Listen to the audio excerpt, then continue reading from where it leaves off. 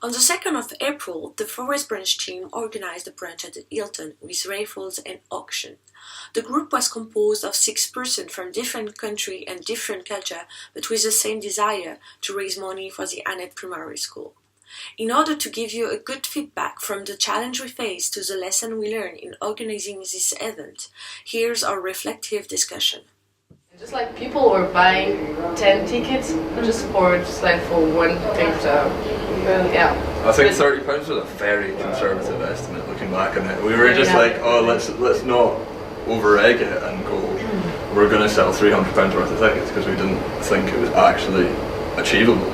Yeah, but this is always difficult to predict, because we expected to sell 60 tickets, but we only sold 43, so you can never have it right. Why do you think that people paid for so many tickets? So many raffle tickets? Yeah. What like, every time I see a raffle, personally, I think raffles are quite tacky, and I would only buy maybe 2 tickets just in case, but... It just like maybe it was for charity, so people didn't have the impression to spend their money for nothing or just for a prize, but also just spending money for a charity, so for a good cause. I think just like that helps us. I think it started out really demotivating for us, because we were totally we kept going everywhere and they were like, no more charity funds allocated. But then I think when we obviously went to Wild Cabaret and they gave us a really good prize, it does motivate you. So I think although we didn't, a lot of places said no, the prizes we did get from these places were really good. So the places that did donate or give things were really generous. So it was good and bad. It was just a bit demotivating when we weren't getting anywhere with it. I think that one of the reasons, or one of the key points to our success, ended up being our personal connections. Yeah. So we sold a lot of tickets through that. Fiona, you got the prize from your brother that raised money in the auction. I got the dinner at Bullvine because I worked down there. We got the venue, which is the Hilton, for free. Amazing.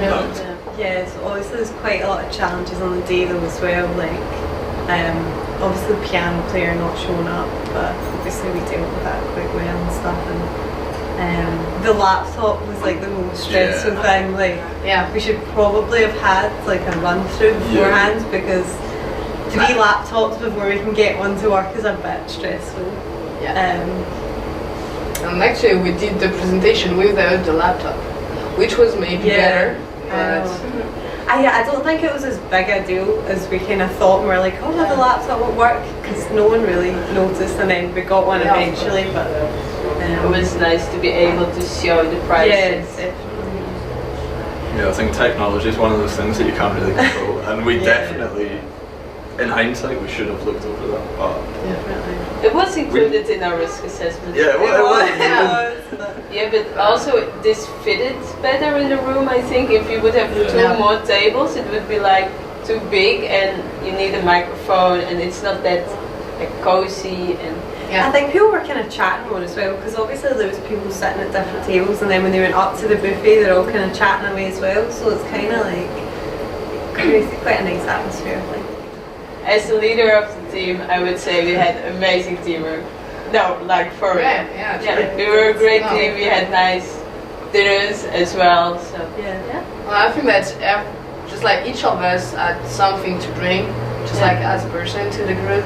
It's I'm thinking of Laura, who had just skills in digital marketing. It's to create this Facebook page and stuff like that.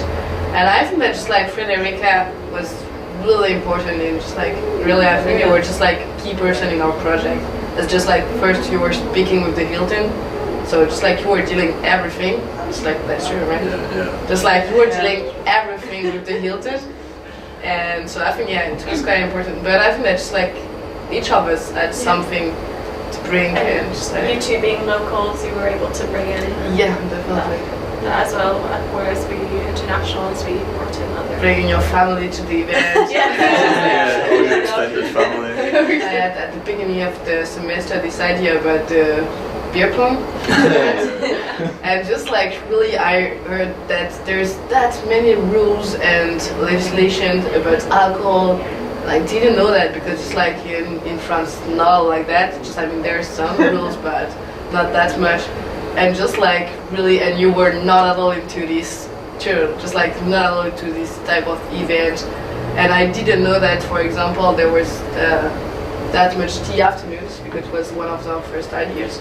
I think our biggest challenge was probably marketing. Like, I think that when initially we knew we were going to be able to use the Facebook page of the Hilton, and we thought that was going to bring in all these tickets and that was the best way to market. And then obviously a lot from the feedback we got, a lot of the way they found out about the event was word of mouth. So I think in that respect marketing was quite challenging. Yeah, it was definitely a reality check. I think even the all student and staff email we sent out to people at Strathclyde, we expected at least maybe like out of I don't know how many thousand people are there, like 2 ticket sales or something like that. We got 0 from both. Overall, the brunch was a genuine success.